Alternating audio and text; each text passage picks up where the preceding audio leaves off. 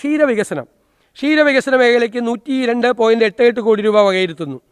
ഇതിൽ ഗ്രാമീണ ക്ഷീര വിപുലീകരണത്തിനും കാർഷിക ഉപദേശക സേവനങ്ങൾക്ക് 9 കോടി രൂപയും ക്ഷീര സഹകരണ സംഘങ്ങൾക്കുള്ള സഹായമായ 21 കോടി രൂപയും പാലിൻ്റെയും പാലുൽപ്പന്നങ്ങളുടെയും ഗുണനിലവാരം ഉറപ്പുവരുത്തുന്നുള്ള ലാബറട്ടറികളുടെ പ്രവർത്തനങ്ങൾ ശക്തിപ്പെടുത്തുന്നതിൽ 7 കോടി രൂപയും വാണിജ്യ ക്ഷീരവികസന പ്രവർത്തനങ്ങളും മിൽക്ക് ഷെഡ് വികസന പ്രവർത്തനങ്ങളും ശക്തിപ്പെടുത്തുന്നതിനുള്ള 36.37 കോടി രൂപയും കാലിത്തീറ്റ സബ്സിഡി നൽകുന്നതിൽ 7 കോടി രൂപയും തീറ്റപ്പുല്ലുകളുടെ ഉൽപ്പാദനവും സംരക്ഷണത്തിനുള്ള 8.5 കോടി രൂപയും ഉൾപ്പെടുന്നു. ഇതിനൊരു ടാർഗറ്റ് ഉണ്ട്. കേരളത്തിൽ നിലവിൽ 70 ലക്ഷം ലിറ്റർ പാലാണ് പ്രതിദിനം ഉൽപ്പാദിപ്പിക്കുന്നത്.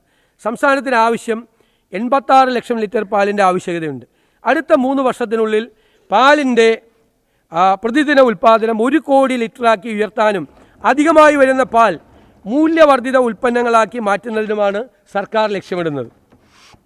Sir, diary farmers welfare fund board മുഖേന ക്ഷീരസാന്ത്വനം പദ്ധതി നടപ്പിലാക്കും.